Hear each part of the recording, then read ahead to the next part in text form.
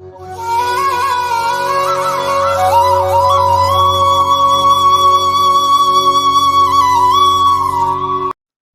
பக்தர்களுக்கு என் அன்பு வணக்கங்கள். ஓம் சாயரம். என் அன்பு குழந்தையே, இருளான வாழ்க்கை என்று கவலை கொள்ளாதே.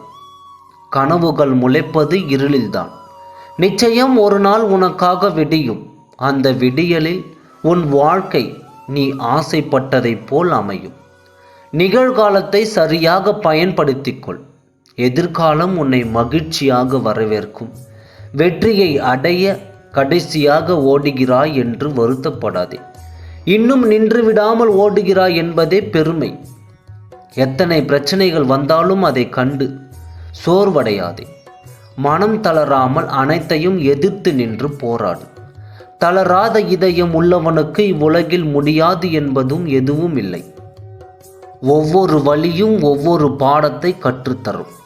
எதையும் எதிர்கொள்வேன் என்ற மனநிலை மட்டுமே நம்பிக்கை கொடுக்கும். என் அன்பு குழந்தையே, உன்னுடைய மனசாட்சிக்கு மட்டும் உண்மையாயிரு. யாரிடமும் உன்னை நிரூபிக்க வேண்டிய அவசியம் இல்லை. தொடர்ந்து முயற்சி செய்து கொண்டே இரு. தோல்வி கூட உன்னிடம் ஒரு நாள் தோற்று போகும். அறிவும் திறமையும் எல்லோரிடமும் உள்ளது. ஆனால் அதை வழிநடத்தும் விதத்தில்தான் வெற்றியும் தோல்வியும் உள்ளது. அறிவு ஒரு கூர்மையான கத்தி.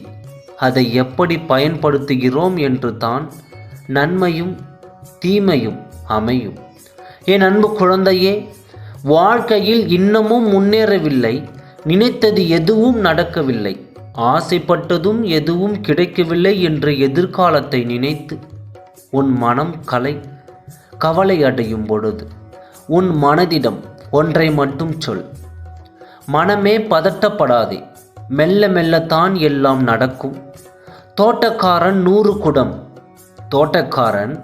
குடம் நீர் ஊற்றினாலும் பருவம் வந்தால்தான் பழம் பழுக்கும்.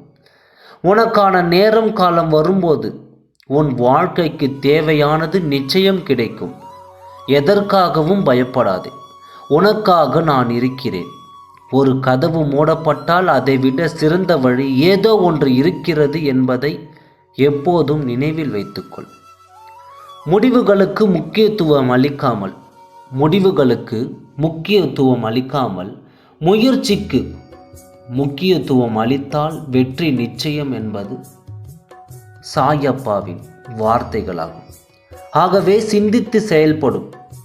நல்லதை நினை, நல்லது மட்டுமே நடக்கும். தீயது நினைத்தால் தீயதுதான் நடக்கும். ஆகவே நல்லது நினை, நல்லதே நடக்கும் என்று சொல்லி சாய் பக்தர்களிடமிருந்து விடை பெற்றுக் கொள்கிறேன். நன்றி, வணக்கம்.